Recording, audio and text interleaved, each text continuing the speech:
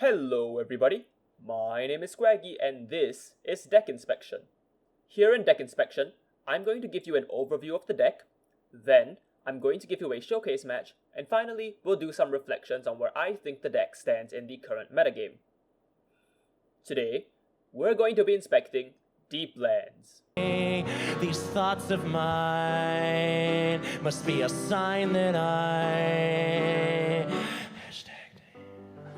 Deeplands is an archetype used in the Skyride manga by Reiryu Shishika, a member of Blast who is basically like, I don't know, the rare hunters? Read Skyride, it'll make sense. Anyway, the deck revolves around a drop zone theme, using the cards to fill up the drop zone and then skills to reanimate units for multi-attacks and resource efficiency. It can also re-ride a Vanguard from the drop zone mid-battle phase, reminiscent of something like Youth Perk. So let's inspect. I've taken this list from Gurgit-san on Twitter, though as far as I can tell, it's also a bit of a community job putting together the list. To start, we're on the Deeplands ride line from DZBT12. When ridden over, the Great One lets you add the order card Call of the Deeplands to your hand, which is the deck's signature order. To understand the strength of that ride line, we need to understand the order, which can be played from the drop zone and costs Soul Blast 1 and a self-retire. But for that cost, you can reanimate 2 cards from your drop zone and give your Vanguard 5,000 power.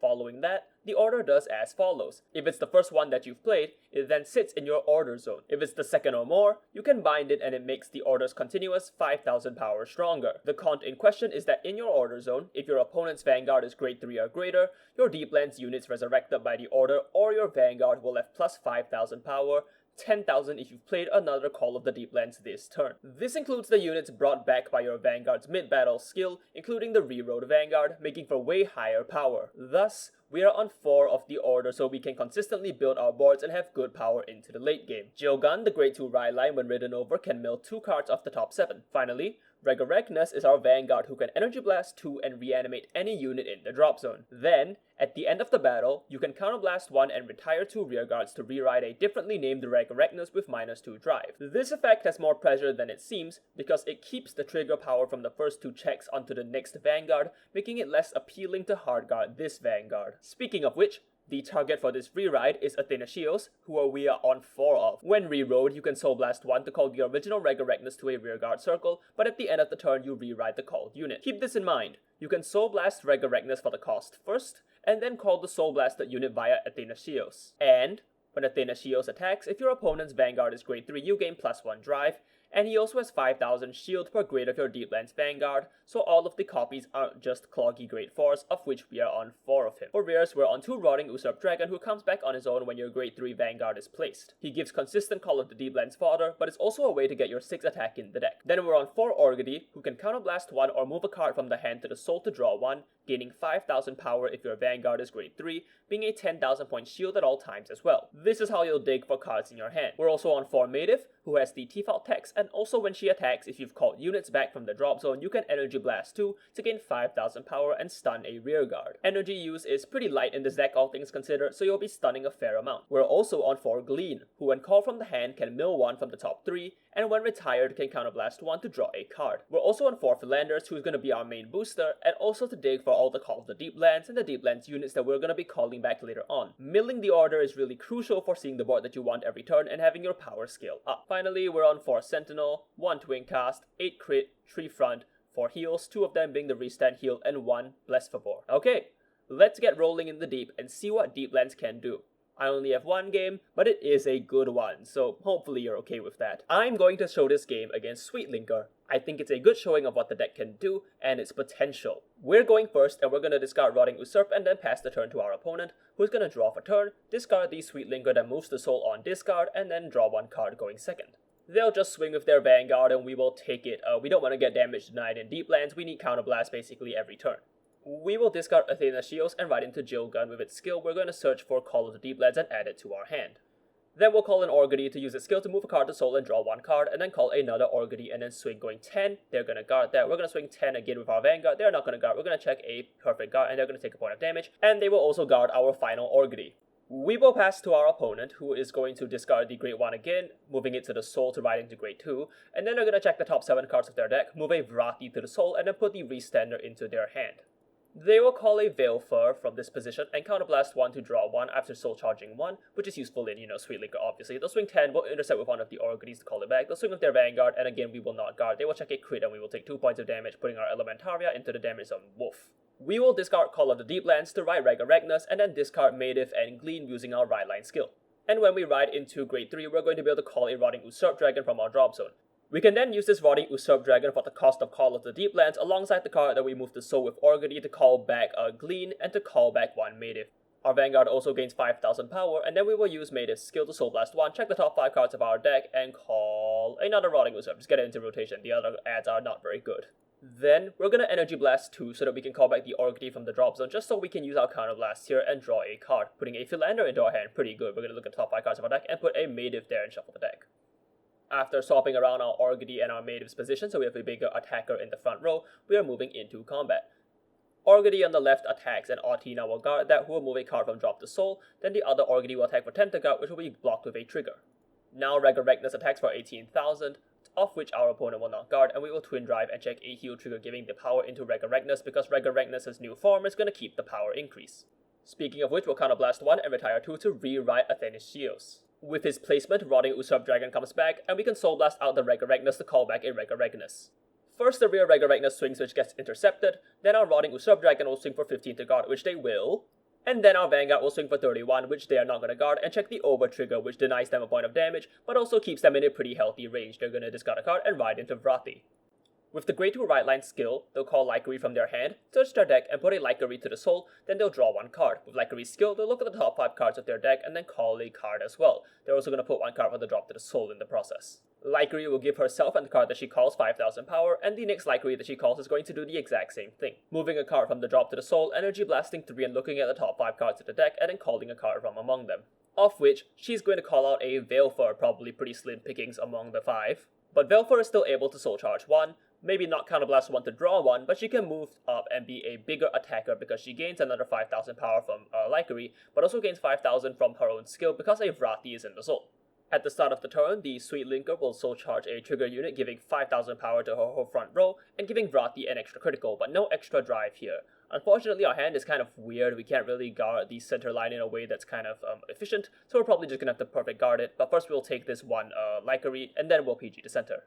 They will check a crit and give it to the restood Lycory, and then they're going to check Elementaria as well, which is going to block our next Vanguard swing. And this next attack is 58,002 critical, so we'll have to perfect guard it again. We'll discard Jackalope, getting a little greedy here, and then we're going to have no choice but to take this Veilfur swing, and we're not going to check anything, and it's going to be our turn. We're going to luckily draw into Call to Deeplands and Persona Ride.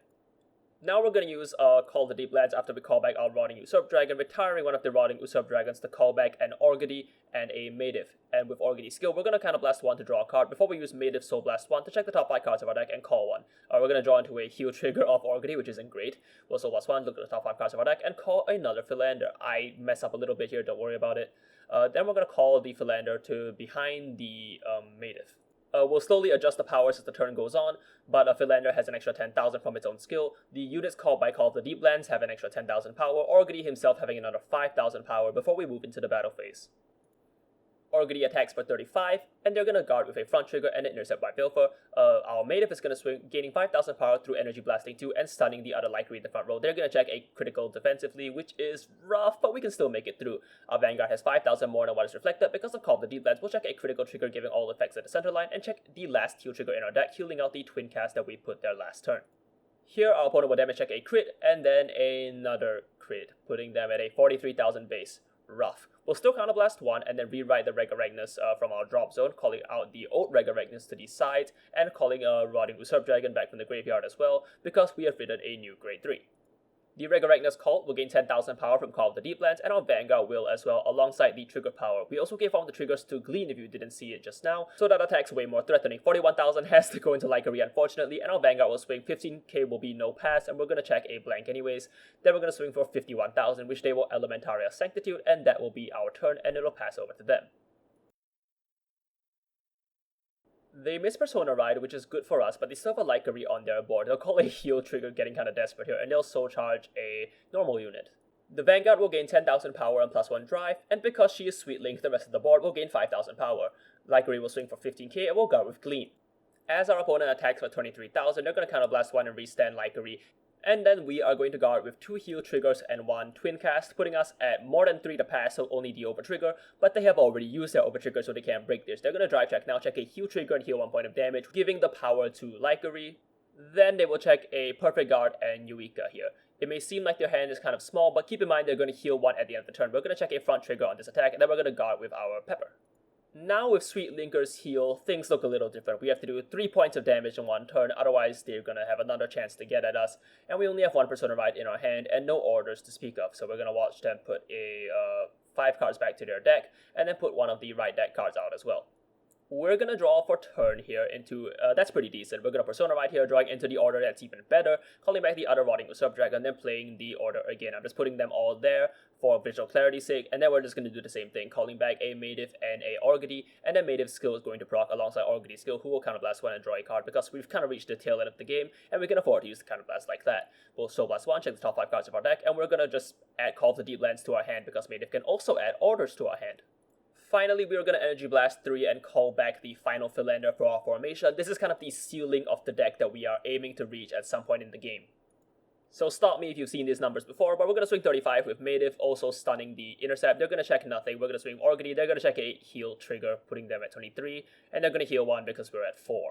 And that's not great as our Vanguard gets perfect guarded, and we're going to drive check here. Drive checking into a critical trigger that's really nice, giving all the effects to our Vanguard, and then we're going to put a Mative into our hand as well. Then we're going to just do the Yoinky Sploinky and just gain all the power as appropriate. Again, 10,000 from the trigger effect, plus 10,000 from being placed by Deeplands for all the Deeplands cards. And we're going to have another drive with 2 critical coming in hard from our center line.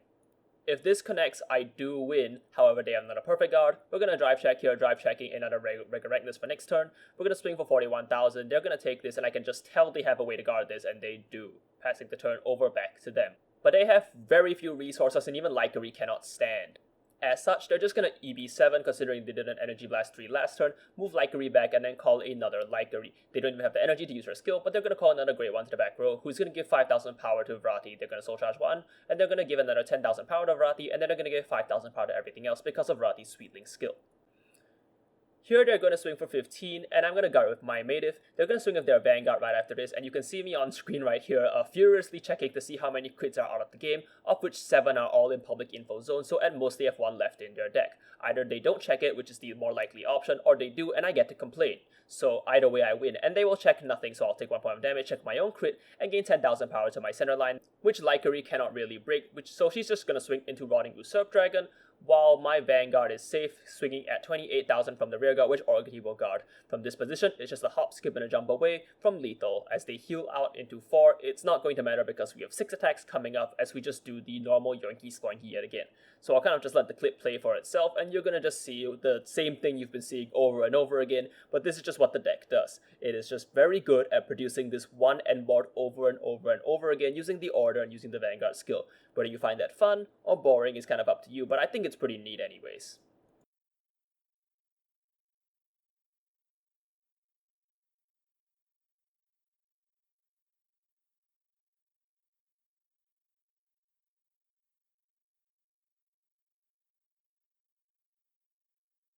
Now here in the battle phase, Mative will swing for 35,000 with Energy Blast 2, also stunning the Lycary, and then finally our Orgody will swing for 35,000 and they will take that, and that will be the game. Okay, you've seen the deck in action, let's inspect. First, the good. The deck's early ceiling is really quite good. On turn 3, the amount and power of attacks makes the amount of damage threatened and the cards ripped out quite noticeable. Maybe less potent than something like Burke or Jiva, but still quite up there. The deck is also really resource efficient. Call of the Deeplands, Rotting Usurp, Mative, and Resurrectness himself all make it so you can build boards easy and guard well, because everything also has a bonus shield. Mative's stun also adds up over the course of the game, the deck scales okay, and the Revel Form-like ability is a genuine threat, putting triggers in the forefront of your opponent's mind. Okay, now for the bad. The deck's early hand can be kind of rough. You can't make easy tri-lanes like You've, Burke, or Vase Rogue without some real head investment into calling stuff like Orgody down. That's not really the end of the world, because on 3 you can call many units back, such as your Matives and your Orgodys used on turn 2, but that still makes you kinda vulnerable on 2, and you can't mount much of an offense then, which some of the better aggressive decks can. And even some of the less aggressive decks can still put out a pretty efficient turn 2 board. 2, The deck is sort of piece reliant. It's an issue that we can kind of fix using Philander and Glean, but at the end of the day, we still have to dig for not only Athena Shields, we also need to look for Rodic Usurp Dragon, extra copies of Call of the Deeplands, which is important, and all in all, this makes it so that some games you could miss one or the other on 3, and then the deck looks a lot shakier. Still, that doesn't mean this is the end of the deck as it is. There's plenty of room to innovate. If you want to add more cards to your hand, consider Harvest Elf for continuous draw using Energy Blast 2 on Rega Magnus to bring her back, or use Price Trident to countercharge 1 so you can more liberally use Orgiddy. Overall, the deck is quite strong. It has good offensive output and value tools with some guard skills to stay afloat, but I worry that its output relative to other decks like Minerva and Regilla are lacking, making it harder for me to see it at the top tables. Nevertheless, you'd better be prepared for these creatures from the deep, lest you be dragged down with them. Alright, thank you all for watching, and I'll see you all in my next YouTube short where I dramatically read Skyride out loud. Bye bye!